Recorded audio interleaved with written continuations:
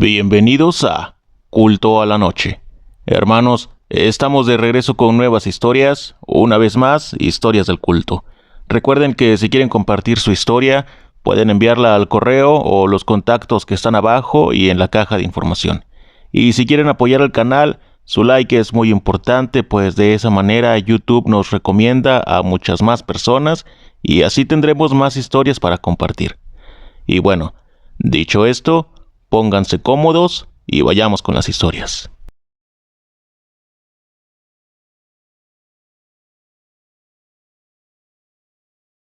Bueno, empecemos hablando del padre de mi amiga. Él era una muy buena persona, siempre dispuesto a ayudar a los demás. Amaba a su hija y a su esposa más que a nadie en el mundo. Sin embargo, tu forma de ser no siempre define las circunstancias en tu vida personal. Él tenía demasiadas deudas, por las cuales recurrió a pedir dinero, lamentablemente a las personas equivocadas. Ellos terminarían por arrebatarle la vida al poco tiempo de atrasarse con sus pagos. Para todos fue algo muy doloroso. Para mí, para mi familia, para sus amigos, para todos, pero sobre todo para su familia. Pasaron una crisis económica durante meses, hasta que al final su antes esposa pudo encontrar un muy buen trabajo y una buena casa. Eso sí, fuera del pueblo en donde antes vivían. Mi amiga me pidió que la ayudara a ella y a su madre con la mudanza, a lo cual no me negué en lo absoluto. Después de 5 largas horas de manejar, llegué a la casa que habían logrado conseguir con mucho esfuerzo. En ese momento, ellas aún no llegaban, pero habíamos quedado en que yo solo dejaría las cosas dentro de la casa y regresaría al pueblo. Entré a la casa y se oían muchas voces, pero por alguna inexplicable razón, supuse que ellas les habían pedido a más personas que las ayudaran con la mudanza.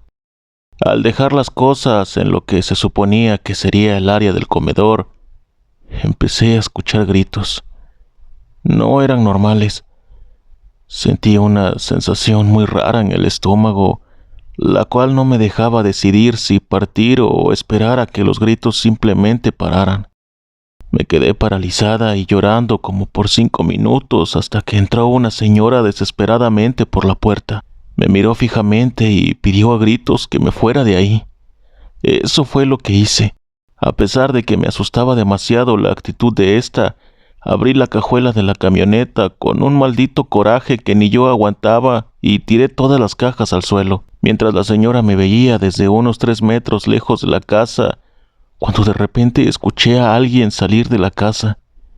No me pregunté quién era ni qué me iban a hacer, nada. Solo subí a la camioneta y me fui tan rápido como pude. Recuerdo que al llegar a mi casa, miré a mi madre con una cara que según ella nunca olvidará. Nunca sabré qué pasó, quiénes eran, alguien estaba en peligro. Eso tan siquiera era normal. ¿Qué carajos era esa señora? ¿Un acto de tortura o actividad paranormal? Lo más raro es que no volví a saber nada de mi amiga ni de su madre. Desde hace varios años vivo con la idea de que esos gritos tan aterradores eran de ellas. Si algo sé es que, si eran seres humanos, eran mucho más peligrosos de lo que yo imaginaba. Y si eran seres paranormales, me alegra demasiado haber salido de ahí a tiempo. Lo sé, suena cruel considerando el hecho de que personas a las que yo apreciaba mucho eran quienes estaban ahí. Pero así como nadie volvió a saber de ellas, lo mismo iba a pasar conmigo. Me considero afortunada hasta este punto.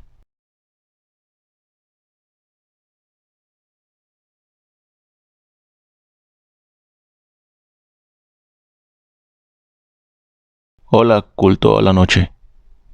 Esta historia que les contaré es un poco corta. Ya la conté en otro canal, pero me gustaría que tú la contaras.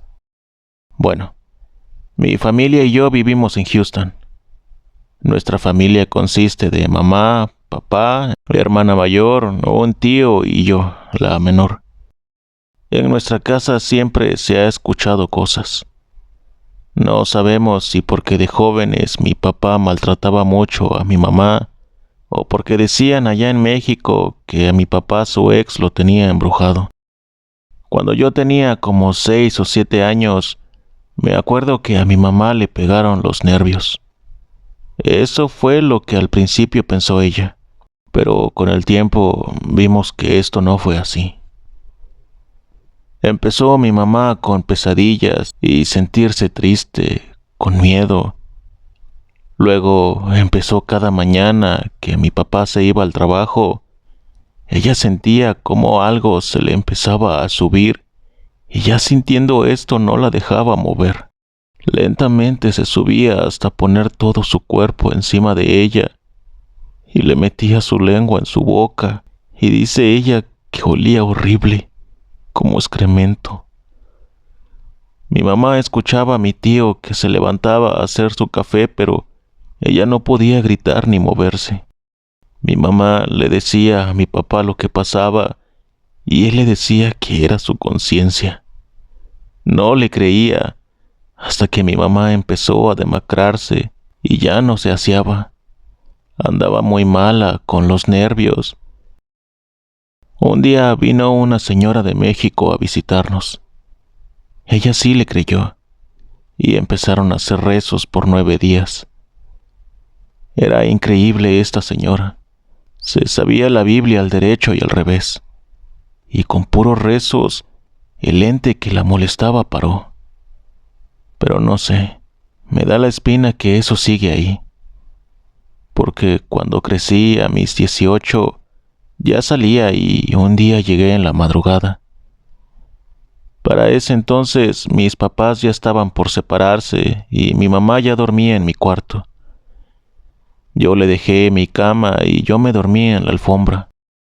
Esa madrugada llegué y le dije a mi mamá que ya había llegado, y ella me respondió solo con un quejido. Se me hizo raro porque ella siempre decía, gracias a Dios, mija, que llegaste con bien. Pero esta noche solo fue un... Lo dejé pasar. Pensé que era porque estaba cansada. Al siguiente día me levanté con las risas de mi hermana y mi mamá. Fui hasta su cuarto y le pregunté a mi mamá cómo se había salido del cuarto si yo estaba atravesada bloqueando la puerta.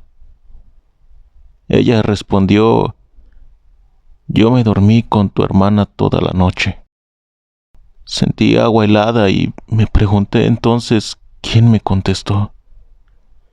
Mi cuarto se siente pesado, al igual que el pasillo y el cuarto de mi papá.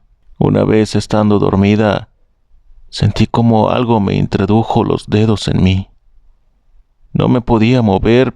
Cuando pude, no era nada, pero todavía tenía esa sensación horrible. Me han tirado papeles del escritorio de mi papá. Se han movido las chapas del cuarto. A mi papá un día, mientras se bañaba, dice que se oía cómo abrían la puerta de la alacena. Pensó que éramos nosotras, pero no había nadie. Cuando mis primas van a visitar a mi papá, solo se quedan arrinconadas en la sala porque les da mucho miedo el pasillo. Gracias por leer. Sé que no se escucha tan escalofriante, pero ya que uno está en esa situación, se siente horrible.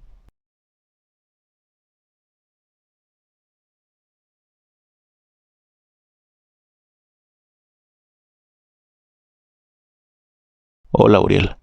Te felicito por el canal. Me ha gustado el estilo espontáneo que manejas al relatar, por lo que me animé a contar algunas cosas que creo les pueden interesar a la audiencia de Culto a la Noche. Hace aproximadamente 20 años trabajé para una vieja amiga de mi mamá, Mati, que es de una ranchería que está muy cerca del poblado de Lagunas, Oaxaca. Este lugar es poco conocido, pero una vez que se va, se vuelve inolvidable, porque ahí está una de las fábricas más antiguas de cemento Cruz Azul, y la economía de las comunidades dependen de dicha empresa y las subempresas de la misma. Menciono esto porque, a pesar de ello, aún es muy rural. La gente aún está muy arraigada a usos y costumbres de la zona. En esa ocasión acompañé a la amiga de mi madre a La Ciruela, que es el nombre del poblado, en verdad muy escondido y rústico. Su familia nos atendió muy bien y amablemente.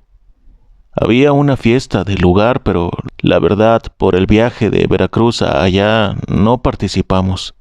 Y lo que sí, nos quedamos tomando café y platicando casi a la luz de la luna, que fue lo que más me gustó.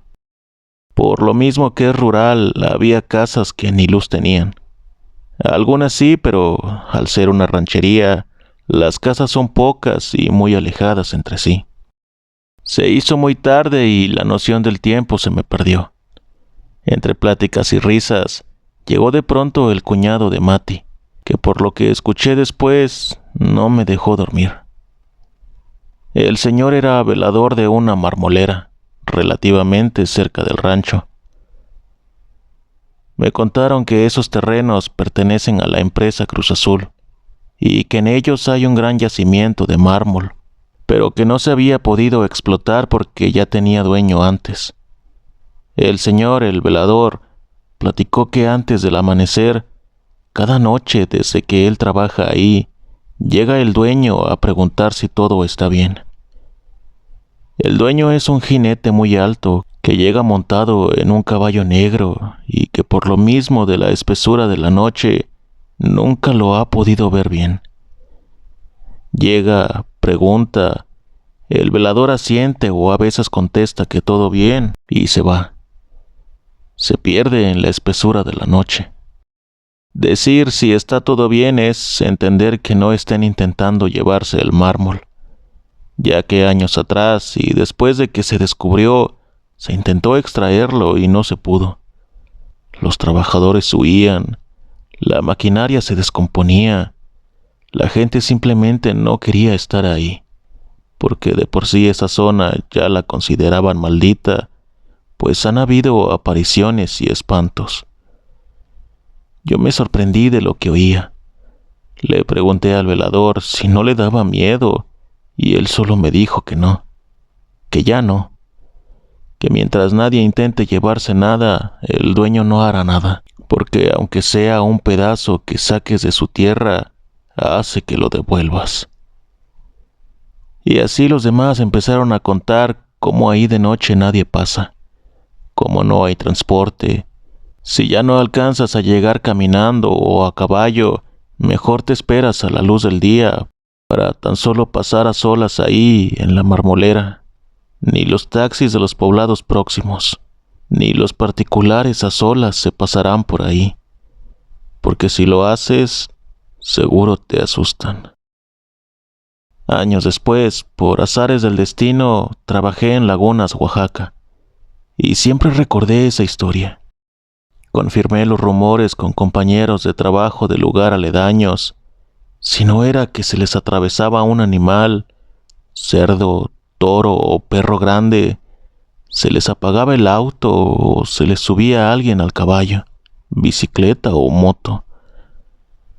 Durante el camino hasta la luz que se pudiera llegar primero, justo al pasar por el cruce de la marmolera a solas, principalmente, historias varias que cada vez me intrigaron más.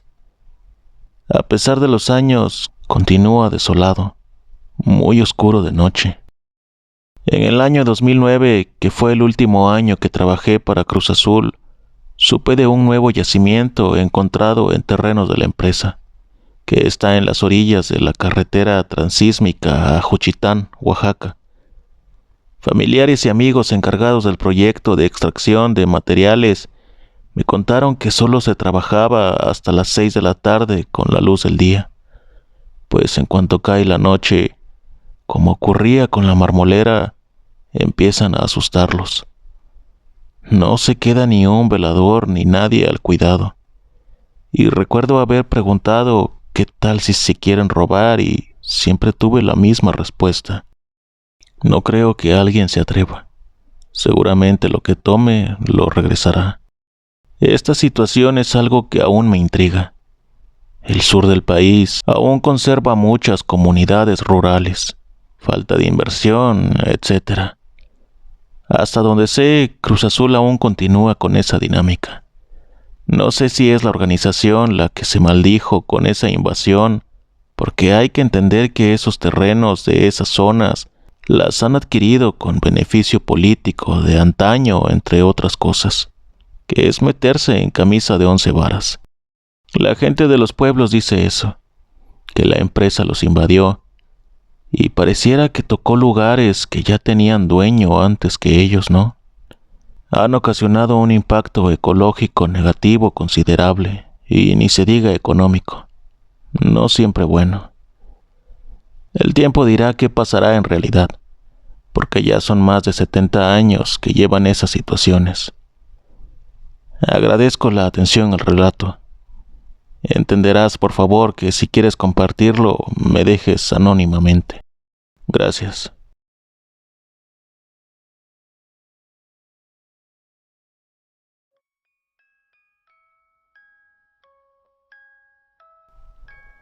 Hermanos, ¿qué les parecieron estas historias?